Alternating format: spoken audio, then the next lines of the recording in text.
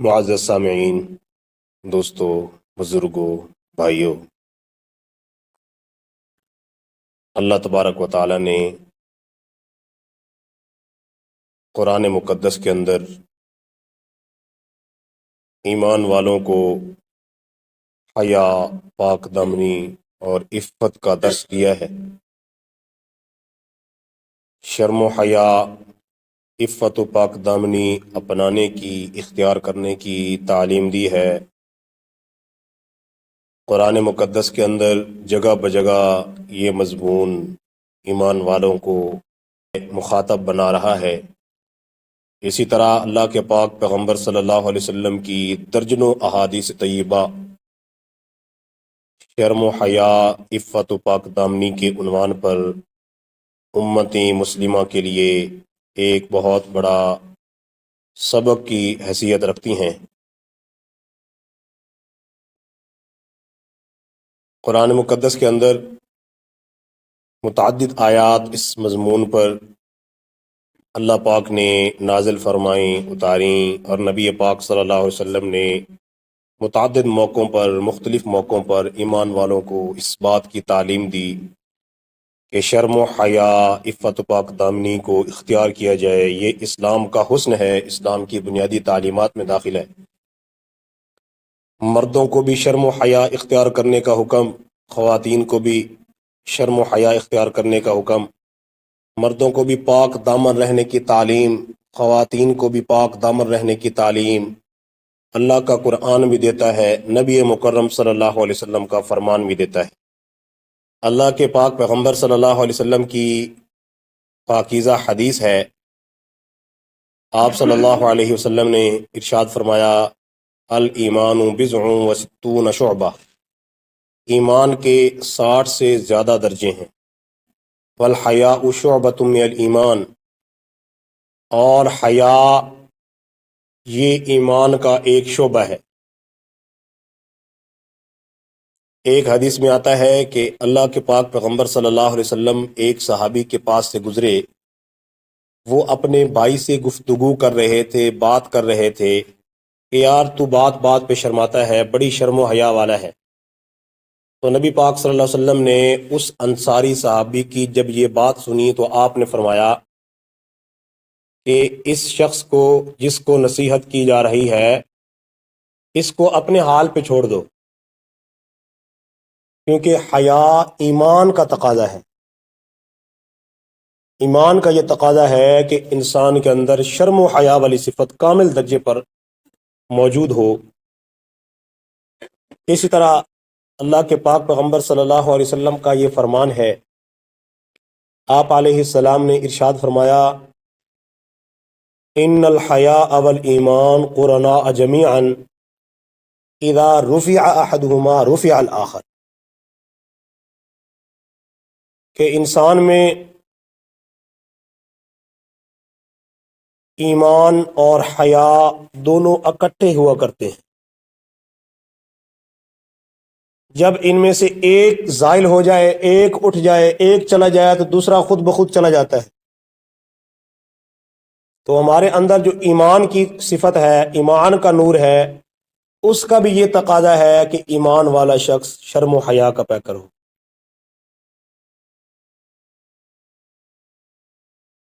اور نبی مکرم صلی اللہ علیہ وسلم کا ایک اور فرمان حدیث پاک میں آتا ہے کہ حیا ایمان سے ہے اور ایمان والے جنت میں جائیں گے، اور بے حیائی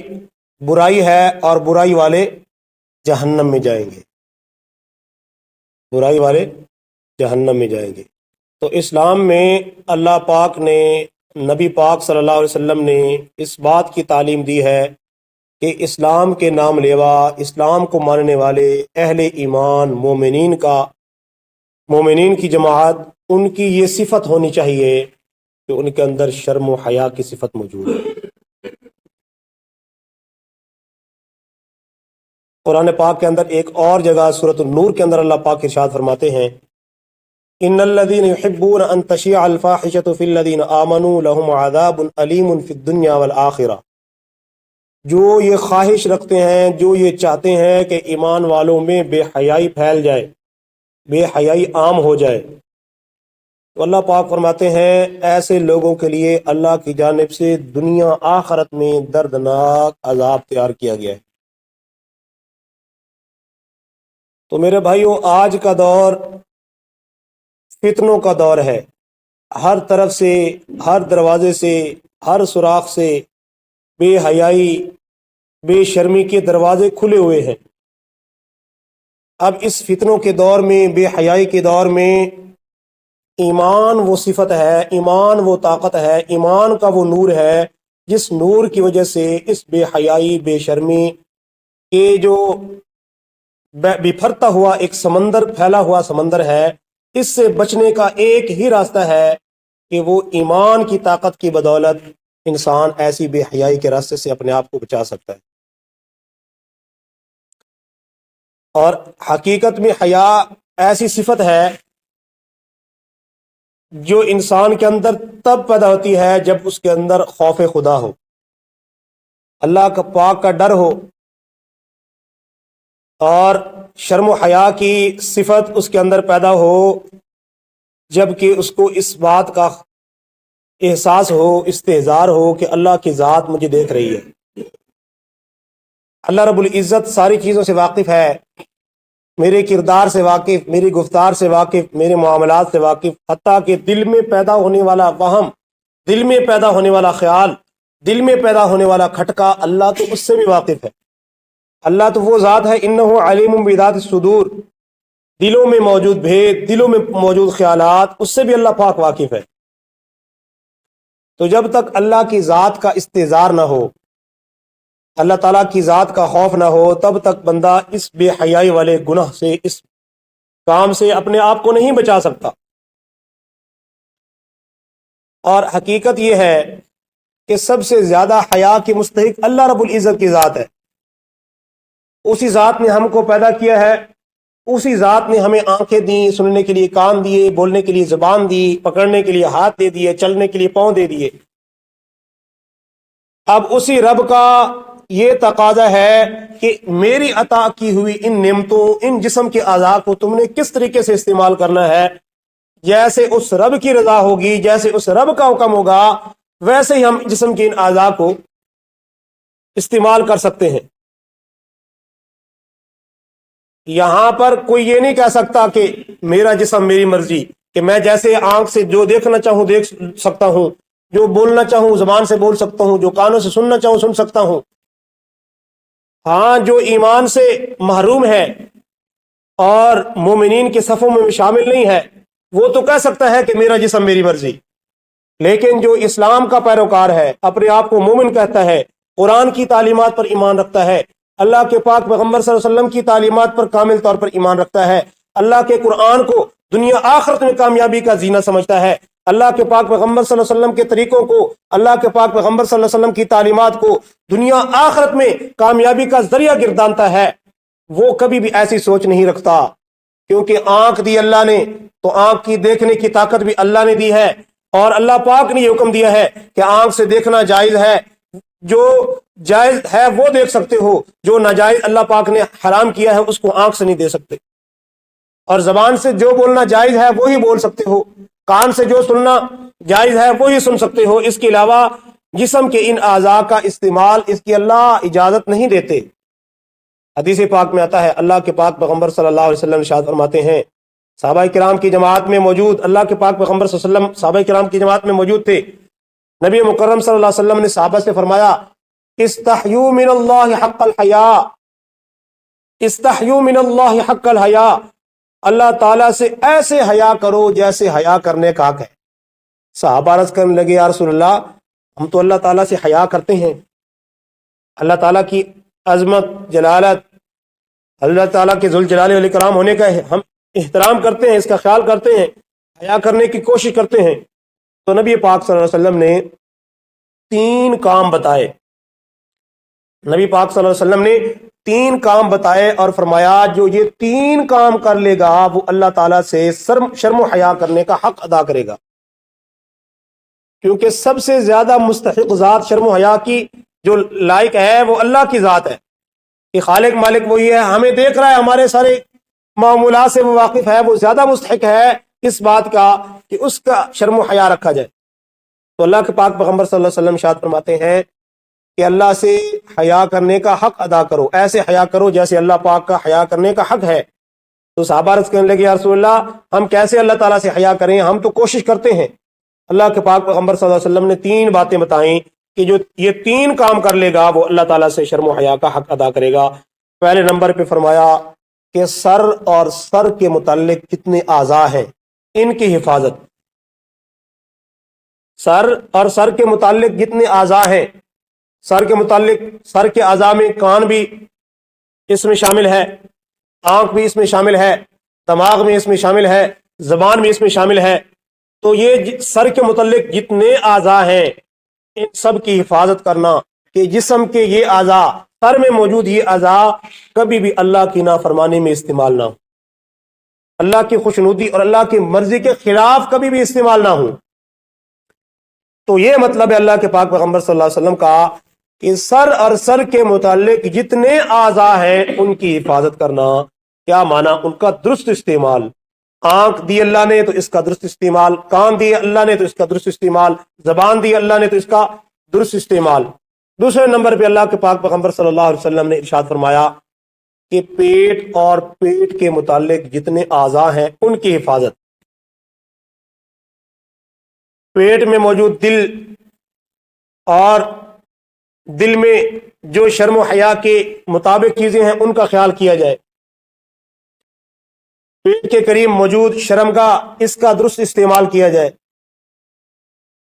تو پیٹ اور پیٹ کے متعلق جتنے اعضاء ہیں اللہ کے نبی صلی اللہ علیہ وسلم کی یہ تعلیم ہے کہ ان کی حفاظت اور ان کا درست استعمال۔ اور تیسرے نمبر پہ آقا صلی اللہ علیہ وسلم ارشاد فرماتے ہیں کہ موت اور موت کے بعد آنے والی زندگی کی فکر۔ آقا صلی اللہ علیہ وسلم ارشاد فرماتے ہیں کہ جو یہ 3 کام کر لے گا، اپنے سر اور سر کے متعلق اعضاء کا درست استعمال کر لے، اپنا پیٹ اور پیٹ کے متعلق سارے اعضاء کا درست استعمال کر لے، اور اپنی آخرت کی فکر میں لگا رہے، مرنے کے بعد جو آنے والی زندگی ہے اس کو سنوارنے کی فکر میں لگا رہے، اللہ کے پاک پیغمبر صلی اللہ علیہ وسلم یہ ارشاد فرما رہے ہیں، یہ فیصلہ سنا رہے ہیں کہ جو یہ 3 کام کر لے گا وہ اللہ تعالیٰ سے شرم و حیا کا حق ادا کرنے والا ہوگا۔ تو اب یہ ہمارے اوپر ہے کہ اللہ پاک نے ہمیں، اللہ کے نبی صلی اللہ علیہ وسلم نے ہمیں جو یہ تعلیم دی ہے کہ سر اور سر کے متعلق جو اعضاء ہیں ان کی حفاظت، تو ہم اس کی کس قدر حفاظت کر رہے ہیں۔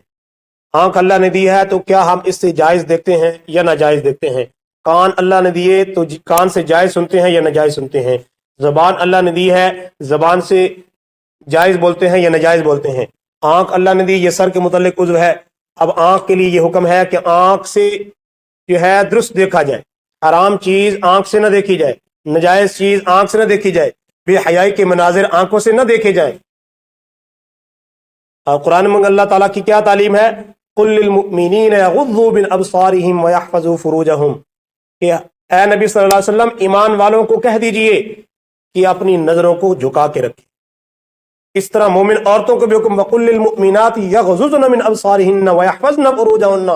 مومن عورتوں کو بھی یہ تعلیم ہے کہ اپنی نظروں کو جھکا کے رکھیں اور اپنی عفت پاک دامنی کا خیال رکھیں، اپنی عزت کی حفاظت کریں، مرد بھی حفاظت کریں، خواتین بھی حفاظت کریں۔ تو مردوں کو یہ حکم ہے کہ اپنی نظروں کو پاک رکھیں، آنکھوں سے بد نظری نہ کریں، آنکھوں سے غیر محرم کو نہ دیکھیں۔ حدیث پاک میں آتا ہے حضرت علی اور مرتضیٰ رضی اللہ تعالی عنہ کو اللہ کے پاک پیغمبر صلی اللہ علیہ وسلم نے نصیحت فرمائی کہ جب غیر محرم پر نظر پڑے تو فوراً جھکا لو، اگر دوبارہ ارادے سے دوبارہ دیکھا تو اس پر گناہگاری ہوگی، پہلی نظر معاف ہو جائے گی کہ پہلی نظر بلا ارادہ اور بلا اختیار تھی۔ اب اگر دوبارہ دیکھے گا ارادے سے، نیت سے، شہوت کی نگاہ سے دیکھے گا تو اب یہ بد نظری میں شامل ہوگا، اور بد نظری یہ ایسا گناہ ہے جو دل کے اندر سیاہی کا باعث بنتا ہے، انسان کا دل سیاہ ہو جاتا ہے۔ ہمارے ہاں کیا شکایت ہوتی ہے کہ ہمارا عبادت کرنے کو دل نہیں کرتا، مسجد میں جانا ہمیں تھانے میں جانے کے جو ہے مترادف لگتا ہے، نماز پڑھتے ہیں، نماز میں اور چیزوں کے خیالات آتے رہتے ہیں، نماز کی طرف دل نہیں لگتا، عبادت کا دل نہیں لگتا، تو یہ بد نظری کا گناہ، آنکھ کا غلط استعمال جب ہوتا ہے تو اس غلط استعمال کی وجہ سے، آنکھ کے غلط استعمال کی وجہ سے اس کا اثر دل پر پڑتا ہے، اور دل کا پر کیا سیاہی پھیل جاتی ہے، دل سیاہ ہو جاتا ہے۔ اللہ کے نبی صلی اللہ علیہ وسلم کا یہ فرمان ہے کہ جب انسان گناہ کرتا ہے تو اس گناہ کی وجہ سے ایک سیاہ نقطہ دل پر لگ جاتا ہے۔ جب وہ گناہ سے گناہ کرتا رہتا ہے، گناہ پہ گناہ کرتا جاتا ہے، ایک دن آتا ہے کہ اس کا جو دل ہے وہ بالکل سیاہ ہو جاتا ہے۔ جب دل سیاہ ہو جاتا ہے، دل سخت ہو جاتا ہے، کوئی واعظ، کوئی نصیحت، کوئی خیر کی بات اس پر اثر ہی نہیں کرتے، پھر نہ نماز پڑھنے کو دل کرتا ہے، نہ نیکی کے مجلس میں بیٹھنے کو دل کرتا ہے، نہ اللہ والوں کے مجلس میں بیٹھنے کو دل کرتا ہے، نہ ذکر کرنا اچھا لگتا ہے، کچھ بھی اچھا نہیں لگتا، پھر وہ اسی گناہوں کی دلدل میں پڑا رہتا ہے۔ اللہ کے نبی صلی اللہ علیہ وسلم کا یہ فرمان ہے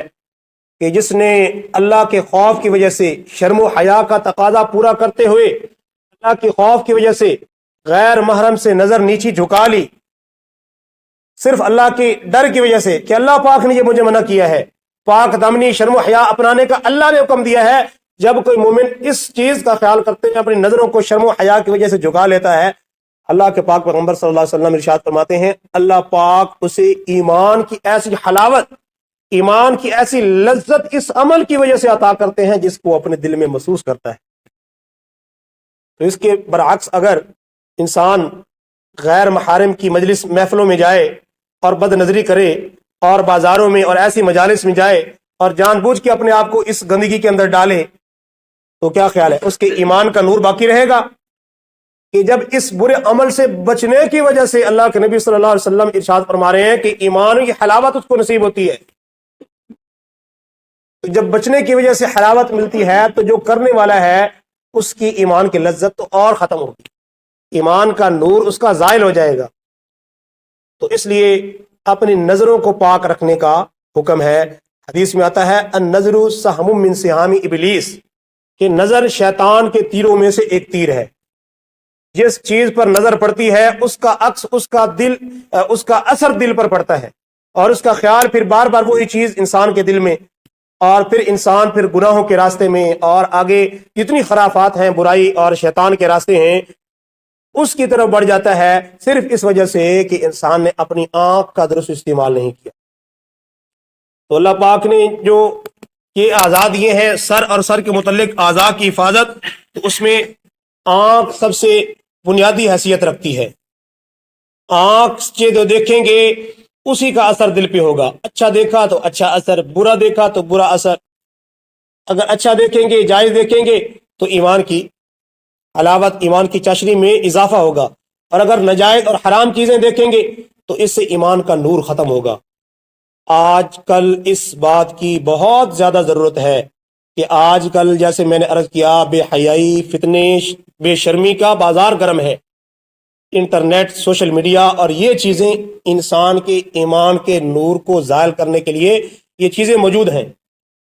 اور اللہ کے نبی صلی اللہ علیہ وسلم کیا ارشاد فرما رہے ہیں، یہ ہمارے لیے، خصوصاً ہماری نوجوان نسل کے لیے اللہ کے قرآن کی یہ آیت بہت بڑا سبق ہے، جس میں اللہ پاک کے ارشاد فرما رہے ہیں ان الذین یحبون ان تشیع الفاحشۃ فی الذین آمنوا، جو ایمان والوں میں بے حیائی کو پروموٹ کرتا ہے، بے حیائی کو عام کرتا ہے، اس کے لیے دنیا آخرت میں دردناک عذاب سنایا گیا ہے۔ تو آج کل جو انٹرنیٹ کا، سوشل میڈیا کا یہ دور ہے، تو وہ نوجوان جو اپنی سوشل میڈیا پروفائلز پر سٹیٹس وغیرہ لگاتے ہیں، یہ چیزیں استعمال کرتے ہیں، یا ایسی چیزیں ایک دوسرے کو بھیجتے ہیں جو بے حیائی پر مشتمل ہوتی ہیں، بے حیائی کے مناظر پر مشتمل ہوتی ہیں، ان کے لیے یہ آیت بہت بڑا سبق ہے۔ اول تو یہ تھا کہ خود بھی اس سے بچتا، اس برائی کے کام سے، اس برائی کے کام کو سننے سے بچتا، اس برائی کے منظر کو دیکھنے سے بچتا، اس برائی کے منظر کو جو ہے نہ دیکھتا۔ اس کے لیے سب سے پہلے تو یہ حکم تھا، یہ تو خود بھی نہیں اس سے اعتراض کیا، خود بھی نہیں بچا، اور دوسروں کو بھی دیکھنے کی دعوت دے رہا ہے، تو خود بھی جو ہے اس گناہ دیکھنے کا خود کو بھی ملے گا، جب دوسرے کے دیکھنے کا ذریعہ بنے گا، سبب بنے گا، تو اس کے لیے بھی جو ہے اس کی وجہ سے اس کو بھی گناہ ملے گا۔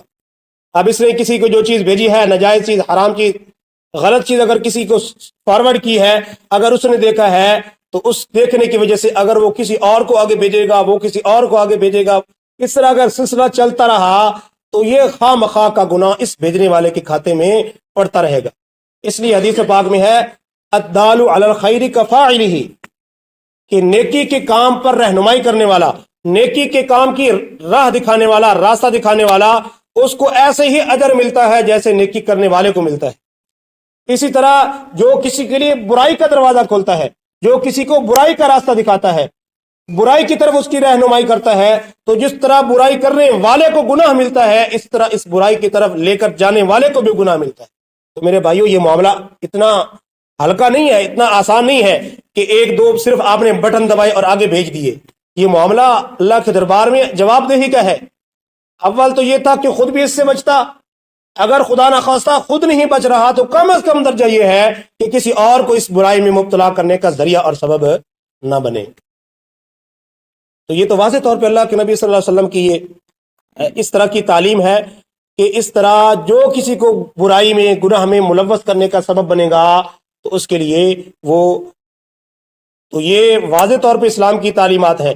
جو انسان خیر کا کام کر کے دنیا سے چلا گیا، قبر میں چلا جائے گا، خیر کا کام وہ دنیا میں ہوتا رہا تو قبر میں موجود آدمی اس خیر کا نفع فائدہ حاصل کرتا رہے گا۔ اگر خدا نخواستہ کسی کو برائی کے راستے پہ لگا کے گیا، ایسا مواد دنیا میں چھوڑ کے گیا جو لوگوں کی گمراہی کا، بے حیائی کا، گناہ پر لوٹنے کا، گناہ میں پڑنے کا سبب اور ذریعہ بنتا رہا، یہ شخص دنیا سے چلا جائے گا، تو جو لوگ اس برائی میں ملوث رہیں گے، اس قبر میں موجود شخص کو اس کا نقصان، اس کا گناہ، اس کا گھاٹا، اس کا خسارہ اس کو پہنچتا رہے گا۔ تو یہ معاملہ میرے بھائیو اتنا ہلکا نہیں ہے کہ آپ نے تھوڑی سی لذت کے لیے، تھوڑے سے وقت ٹائم پاس کے لیے آپ نے یہ چیزیں اگر شیئر کر دیں، بھیج دیں، تو یہ معاملہ جواب دہی کا ہے۔ اللہ کا قرآن کہتا ہے ما یلفظ من قول الا لدیہ رقیب عتید، جو بات بھی زبان سے نکالتے ہو، جو لفظ بھی زبان سے نکالتے ہو، اللہ کے فرشتے موجود تمہارے اعمال کو محفوظ کرنے والے اس پر مقرر ہیں، جو تمہارے ایک ایک بول کو، ایک ایک چیز کو، ایک ایک عمل کو نوٹ کر رہے ہیں۔ آج کل تو کیمرے کا دور ہے نا، کہ کیمرہ لگا ہو کسی جگہ پہ، کسی مارکیٹ میں، کسی بازار میں، کسی پلازے میں، تو اوپر لکھا ہوتا ہے بھی کیمرے کی آنکھ تمہیں دیکھ رہی ہے۔ ہمارا یہ ایمان ہے کہ اللہ کی آنکھ ہمیں دیکھ رہی ہے، اللہ پاک ہمارے اعمال کو نوٹ کر رہے ہیں، اللہ پاک ہمارے اعمال کو دیکھ رہے ہیں۔ کوئی دیکھے یا نہ دیکھے، اللہ رب العزت دیکھ رہے ہیں۔ کوئی ہم سے نہیں پوچھتا، کوئی ہماری پکڑ نہیں کرتا، تو اللہ پاک تو موجود ہے نا۔ تو یوں سمجھ لیں ہماری زندگی کی ساری سرگرمیاں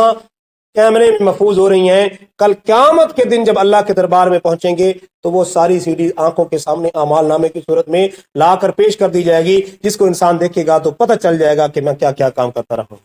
اس لیے میرے بھائیو، شرم و حیا، عفت، پاک دامنی، حیا، اس بات کا جو ہے لحاظ رکھنا ایمان کا تقاضا ہے، شریعت کا تقاضا ہے، قرآن کا تقاضا ہے۔ آج کل جو ہے بے حیائی کا بازار گرم ہے۔ جو کافر ملک ہیں ان میں آج جو 14 فروری کا دن ہے، اس کو ویلنٹائن ڈے کے نام سے منایا جاتا ہے، جس کو آپ ہماری زبان میں کہیں تو یوم بے حیائی کا دن، بے حیائی کا دن، جس میں غیر محرم سے مل سکتے ہیں، تو وہ تو کافر لوگوں کی تہذیب ہے۔ ان کا تو اسلام سے کوئی واسطہ نہیں ہے، دین سے کوئی واسطہ نہیں ہے، قبر آخرت کی فکر سے کوئی واسطہ نہیں ہے، اللہ کے رسول صلی اللہ علیہ وسلم کی تعلیمات سے ان کا کوئی واسطہ نہیں ہے۔ ہم تو اللہ اور اللہ کے رسول صلی اللہ علیہ وسلم کی غلامی کا اقرار کرتے ہیں کہ ہم اللہ پاک کے احکام کو ماننے والے ہیں، نبی صلی اللہ علیہ وسلم کی تعلیمات کو ماننے والے ہیں۔ تو ان تہذیبوں کا، یورپین ممالک کی برائی پر مشتمل تہذیبوں کا اثر ہمارے مسلم معاشروں پر بھی پڑ رہا ہے۔ تو اس لیے ضرورت اس بات کی ہے کہ شرم و حیا، عفت، پاک دامنی کا دامن اختیار کیا جائے، جو کہ قرآن کی تعلیمات ہیں، شریعت کی تعلیمات ہیں، نبی پاک صلی اللہ علیہ وسلم کی جو ہے تعلیمات ہیں۔ ایمان کا تقاضا ہے تو ایمان والوں کو چاہیے کہ شرم و حیا والی، پاک دامنی والی اپنی آنکھوں کا درست استعمال، آنکھوں سے نجائز دیکھنا چھوڑ دیں، دل و دماغ سے جو ہے غلط سوچنا چھوڑ دیں، تو انشاءاللہ اللہ پاک ہمارے لیے جنت کے راستے آسان کر دے گا۔ اللہ رب العزت سے دعا ہے اللہ پاک ہمیں سمجھنے کی، عمل کرنے کی توفیق عطا فرمائے۔ وآخر دعوانا ان الحمد للہ رب العالمین۔ سنت ادا فرما لیں۔